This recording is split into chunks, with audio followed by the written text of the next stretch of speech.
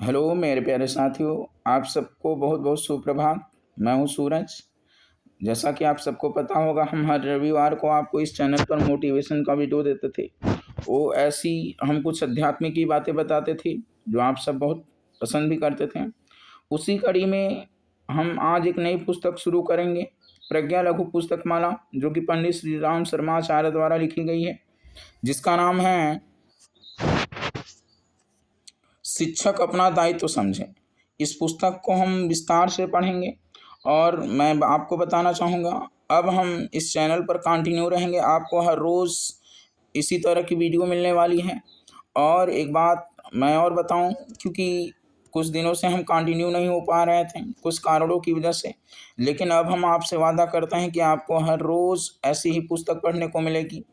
बस आप अपना सपोर्ट बनाए रखें। अगर अच्छा लगे तो लाइक करें, शेयर करें, दूसरों को भी बताएं कि ऐसी पुस्तकें पढ़ें, वो भी जिससे व्यक्ति के जीवन में प्रकाश आए, उसकी आत्मा प्रसन्न हो। और मैं इसी कड़ी में आप सबका पुनः एक बार स्वागत करता हूं अपने एक प्यारे से चैनल एपीजे क्लासेस में। और ये पुस्तक जो है उन सभी टीचर्स के लिए है जो अभी तक नाम के टीचर हैं, लेकिन उनको अपने दायित्व के बारे में कोई ज्ञान नहीं है कि एक टीचर का क्या दायित्व होता है। वो एक बस नौकर की तरह नौकरी करते हैं, तो ऐसा ना समझें, बल्कि टीचरों को अपना दायित्व पता होना चाहिए कि हमारा एक टीचर का पद का दायित्व क्या है और हमारा विद्यार्थी के प्रति क्या कर्तव्य होता है। तो आज इन्हीं सब बातों पर हम गौर करेंगे। चलिए आइए हम लोग पुस्तक को प्रारंभ करते हैं, शिक्षक अपना दायित्व समझें। ये जो पुस्तक है पंडित श्री राम शर्मा आचार्य द्वारा लिखी गई है। देखिए, लिखा है शिक्षक अपना दायित्व समझें, है नहीं? तो शिक्षक अपना दायित्व हमारे धर्म शास्त्रों में माता पिता और आचार्य तीनों को बालक के जीवन निर्माण में महत्वपूर्ण माना है। तो यानी बालक के निर्माण में किन तीन लोगों का महत्वपूर्ण योगदान होता है? तो एक तो माता है, दूसरा पिता है और तीसरे कौन है? आचार्य हैं।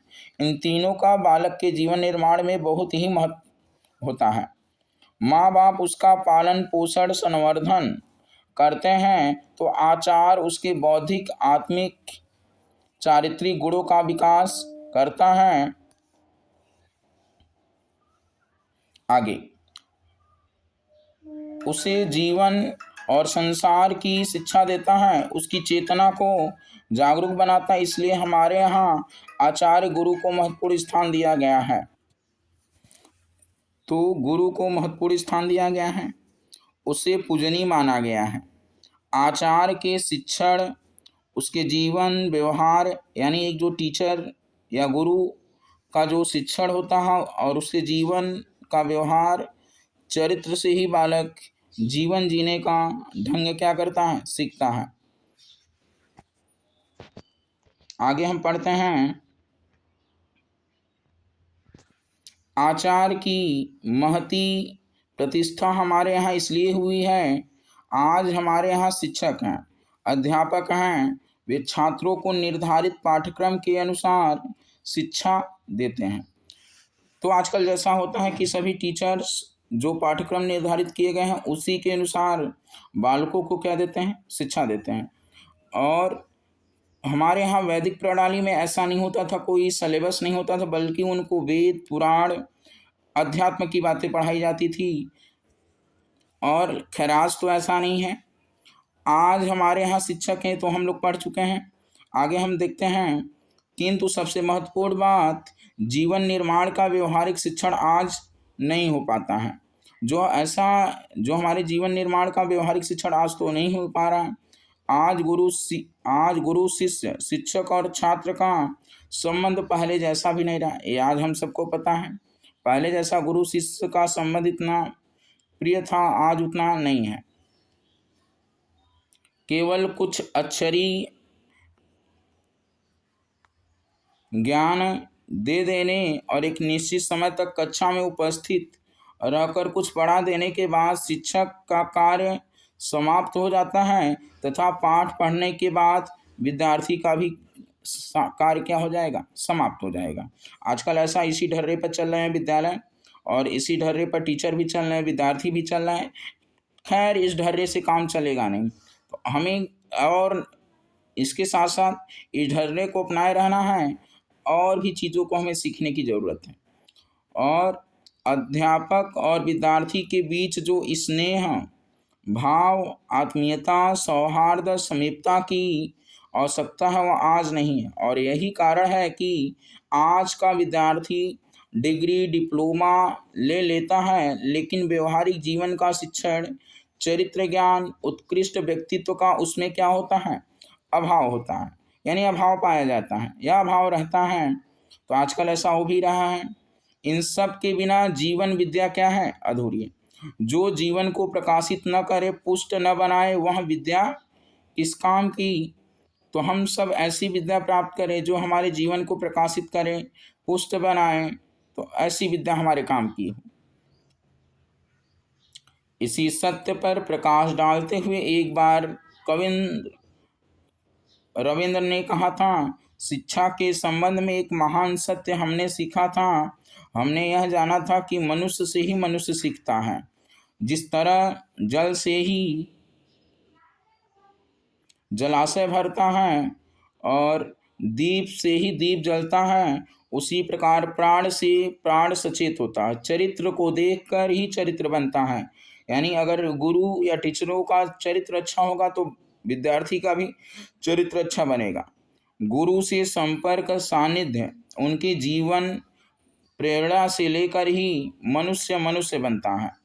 आज का शिक्षक प्राण नहीं दे सकता, चरित्र नहीं दे सकता, वह केवल क्या दे सकता है? पाठ दे सकता है। इसलिए आज का छात्र किसी दफ्तर, अदालत का एक बाबू बन जा सकता है, लेकिन मनुष्य नहीं बन पाता। आजकल जैसा कि हम लोग देख रहे हैं कि आज का जो टीचर हो केवल पाठ पढ़ा सकता है, बल्कि चरित्र और व्यवहार की शिक्षा नहीं दे सकता। और जिसके कारण आज के विद्यार्थी या छात्र केवल दफ्तर, अदालत का एक बाबू बन सकता है, लेकिन मनुष्य में मनुष्यता नहीं बन पाती है। आगे हम लोग देखते हैं, आज शिक्षक और विद्यार्थी के बीच बहुत बड़ी खाई पैदा हो गई है संबंधों की। यद्यपि इस कारण आज की सामाजिक राजनीतिक परिस्थितियां भी हैं, लेकिन जो शिक्षक हैं या अध्यापक हैं, व्यक्तिगत तौर पर इस जिम्मेदारी से नहीं बच सकते हैं। एक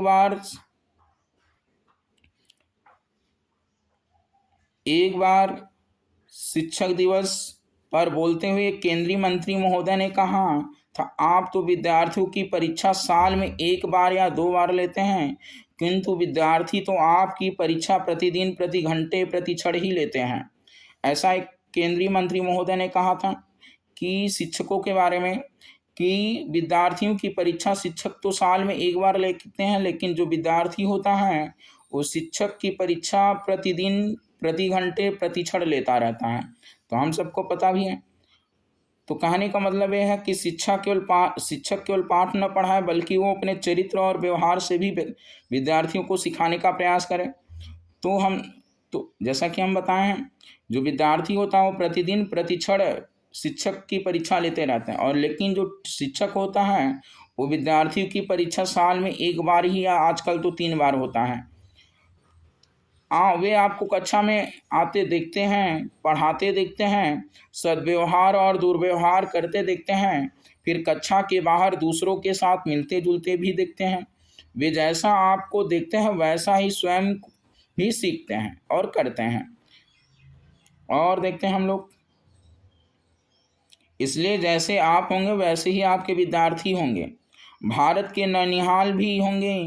यहाँ तक भी कोई बड़ी बात नहीं कि शिक्षक बच्चों को अच्छी बातें नहीं सिखाते, किंतु जब अपने आजकल के टीचर तो सिखाते हैं, लेकिन जो चीज़ें सिखाते हैं वो अपने जीवन में खुद ही नहीं उतार पाते हैं।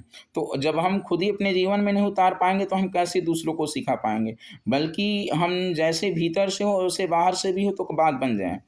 यहाँ तक भी देखिए कहा जा रहा है, यहाँ तक भी कोई बात नहीं है कि शिक्षक बच्चों को अच्छी बातें नहीं बताते, सिखाते हैं, किंतु जब अपने गलत व्यवहार और चारित्रिक त्रुटियों से बच्चों के सामने गलत आचरण करते हैं तो यह एक अक्षम्य सामाजिक अपराध ही हम देखते हैं।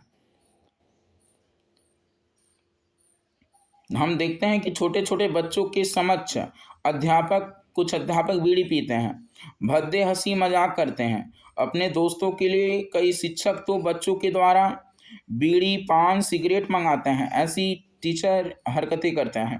तो ये ऐसे लोगों को टीचर तो कहा ही नहीं जाना चाहिए, लेकिन क्या किया जाए, हमारे देश की विडंबना है ऐसी।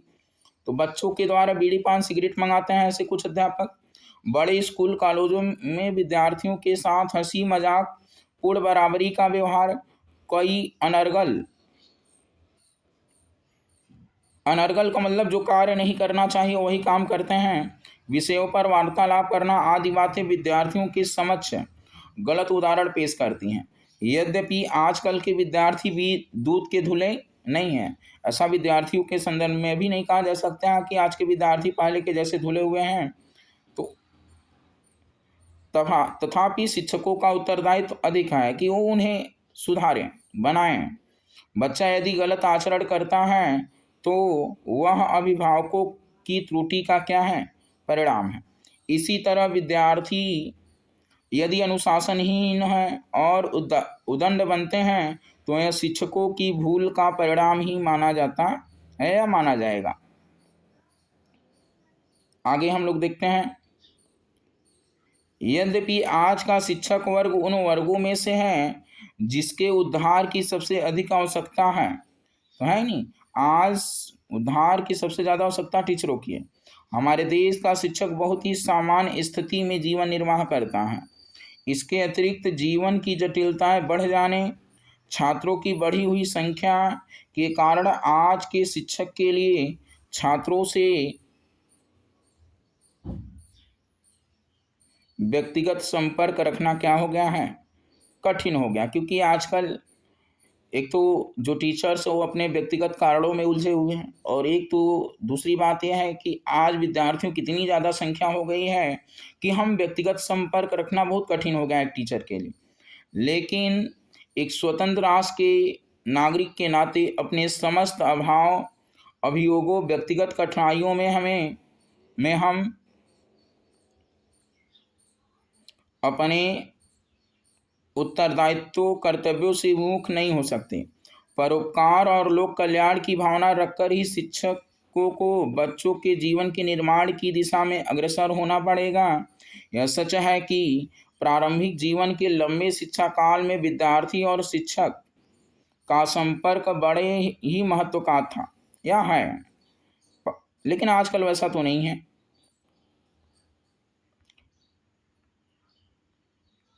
यदि इस समय में बिना किसी लाभ की भावना से भी यदि बच्चों के जीवन निर्माण की दिशा में शिक्षक वर्ग ध्यान दे तो यह एक बहुत बड़ा कार्य होगा।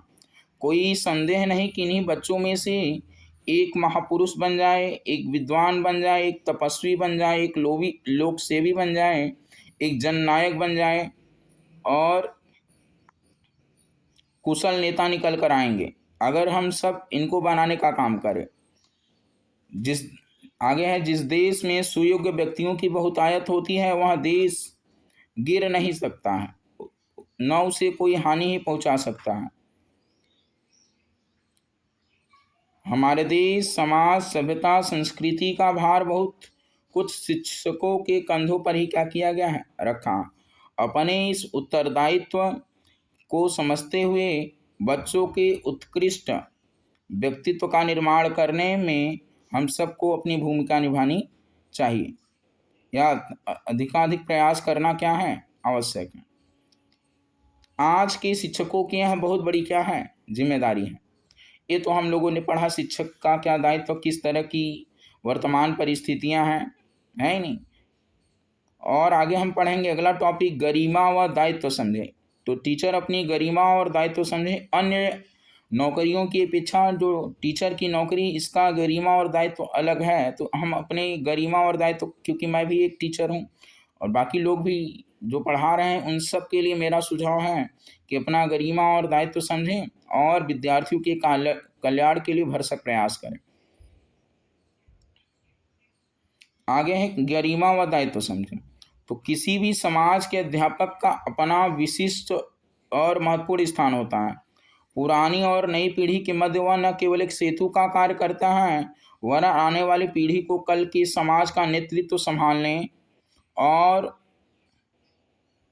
उसके गंभीर दायित्वों को वहन करने योग्य भी बनाता है कि यानी एक विद्यार्थी के जो दायित्व होंगे उनको वहन कर पाए। यह ठीक है कि किसी भी व्यक्ति का व्यक्तित्व तो उसके अपने पुरुषार्थ और अपनी साधना के बल पर ही होता है। अध्यापक नई पीढ़ी के शिक्षण और मार्गदर्शन का कार्य करता है।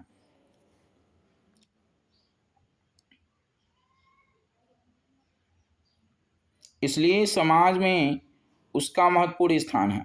प्राचीन काल में इसलिए बालक को शिक्षा दी जाती थी कि आचार्य देवो भव, यानी जो तुम्हारा शिक्षण करता है उसे देवता मानकर सम्मान दो। उनके महान दायित्वों को देखकर ही समाज में उन्हें यह प्रतिष्ठा दी जाती थी, यानी उन्हें देवता के समान माना जाता था। और पहले के ज़माने में अध्यापकों को बहुत सम्मान दिया जाता था, उनकी प्रतिष्ठा थी। खैर आजकल तो इतनी नहीं है, गिरता जा रहा है स्तर। अध्यापकों का महत्व आज के युग में भी कम नहीं हुआ है, भले ही वे स्वयं को एक वेतनभोगी कर्मचारी और समाज का उपेक्षित अंग समझते हैं, किंतु इससे उनका महत्व या दायित्व कम नहीं हो जाता। शिक्षा का अर्थ आजकल वह नहीं रहा जो प्राचीन काल में क्या किया जाता था, समझा जाता था। तो आज के तौर पर शिक्षा का महत्व वो नहीं रहेगा जो प्राचीन काल में क्या किया जाता, समझा। अर्थात व्यक्ति के समग्र विकास की आवश्यकता यह आजकल प्रचलित शिक्षा पद्धति से न तो पूरी होती है। देखिए, शिक्षा का जो मूल उद्देश्य है वो व्यक्ति का यानी विद्यार्थी का सर्वांगीण विकास करना है, लेकिन आज के तौर पर जो शिक्षा पद्धति प्रचलित है उससे तो विद्यार्थी का यानी सर्वांगीण विकास हो ही नहीं सकता है। और तो न तो पूरी हो सकती, न अध्यापक अपने इस महान दायित्व को क्या करते हैं, समझते हैं। यदि समझते भी हैं तो उसे अनुभव नहीं करते हैं। उनकी दृष्टि में अध्यापक का वैसा ही कार्य है जैसा कि किसी क्लर्क या ऑफिस कर्मचारी का काम। स्कूल के घंटों में अपनी ड्यूटी पूरी कर देने, नियत समय पर ब्लैक बोर्ड पर कुछ लिख कर बता देने, पुस्तक पढ़कर सुना देने अथवा उसकी व्याख्या कर देने भर को ही अध्यापक अपना क्या समझते हैं, काम समझते हैं। आगे, काम ही नहीं व्यवसाय जिसके बदले उन्हें प्रति मास एक निश्चित रकम वेतन के रूप में क्या होती है, मिल जाती है। वे समझते हैं कि स्कूल में जाकर हम पढ़ा देते हैं और 4-5 घंटे पढ़ाने के बाद हमारा दायित्व क्या होता है, पूरा हो जाता है। उसके बाद विद्यार्थी से हमारा कोई संबंध ही नहीं रहता और न ही हमारी कोई क्या है, जिम्मेदारी। खैर ऐसा नहीं है, पढ़ाने के बाद भी हमारी जिम्मेदारियां बनी रहती हैं। कुछ घंटे केवल पढ़ा देने भर से कर्तव्य पूरा हो जाने तथा साल में बहुत सी छुट्टियां मिलने के कारण बहुत से व्यक्ति समझते हैं कि अध्यापन सबसे सरल व्यवसाय है नहीं, क्योंकि इसमें 4-5 घंटे पढ़ाना है और इसमें ढेर सारी छुट्टियां मिलती। तो कुछ लोग तो ऐसा मानकर चलते हैं कि पढ़ाना ही सबसे सरल व्यवसाय है, हाँ, और सबसे आराम की नौकरी है जिसमें काम कम और आराम ज़्यादा मिलता है। अध्यापन के प्रति इस उथले दृष्टिकोण के कारण शिक्षण जैसी महत्वपूर्ण सामाजिक राष्ट्रीय आवश्यकता को जहाँ व्यवसाय का रूप मिला है, वहीं अध्यापक की गरिमा भी कम हुई है। अध्यापन न तो कोई व्यवसाय है और न ही बच्चों को अक्षर ज्ञान विधि जानकारियाँ प्राप्त करा देने जैसे साधारण कार्य। यद्यपि अक्षर ज्ञान को ही शिक्षण की संज्ञा दे दी जाए तो इस स्तर का शिक्षण 2-4 महीने में ही किया जा सकता है, पूरा किया जाता। यदि विविध जानकारियों को इकट्ठा कर विद्यार्थियों के सामने ही प्रस्तुत कर देना अध्यापक का कार्य हो तो वह कार्य पुस्तकों के द्वारा भी संभव हो सकता है। उसके लिए वर्षों तक स्कूल जाना और प्रतिदिन घंटों मगज पच्ची करना आवश्यक नहीं, लेकिन दुर्भाग्य से अध्यापन का यही अर्थ लगाया जाता है और शिक्षक के महत्व तथा दायित्व कितने क्षुद्र दायरे में ही सीमित कर देना न केवल अनुचित है वरन इससे कई हानियाँ भी। विद्यार्थी और अध्यापक के औपचारिक संबंध, छात्रों द्वारा अध्यापकों की अवहेलना तथा शिक्षकों द्वारा अपने विद्यार्थियों के सामने अपनी गरिमा न रखना, आजकल ऐसा हो रहा है। छात्र अध्यापक के संबंधों में तनाव हो जाना, तज्जनित आक्रोश, छात्रों की उद्दंडता और शिक्षकों की कुढ़न आदि कई दुस्थितियां उत्पन्न होती हैं। इस कारण उनके आपसी घनिष्ठ संबंध एक दूसरे के प्रति उत्तरदायित्व नहीं बन पाते हैं। तो आज हम यहीं तक पढ़ते हैं। इसके आगे हम पढ़ेंगे, यद्यपि आजकल की समूची शिक्षा व्यवस्था ही क्या है, दोषपूर्ण है। तो आगे देखा जा रहा है घनिष्ठ एक दूसरे के प्रति उत्तरदायित्व नहीं बन पाते हैं। तो आज हम लोग इस पुस्तक को यहीं तक पढ़ते हैं। अगर आपको ये बातें समझ में आ रही तो ज़रूर सुने पूरा और दूसरों को भी सुनाने का प्रयास करें। अगर ये वीडियो अच्छा लगे तो ज़रूर चैनल को लाइक करें, शेयर करें, सब्सक्राइब करो। फिर से एक बार आप सबको बहुत बहुत धन्यवाद मैं कहना चाहूँगा। बहुत बहुत आप सबका आभारी हूँ। ऐसे ही प्यार और आशीर्वाद बनाए रखें। धन्यवाद।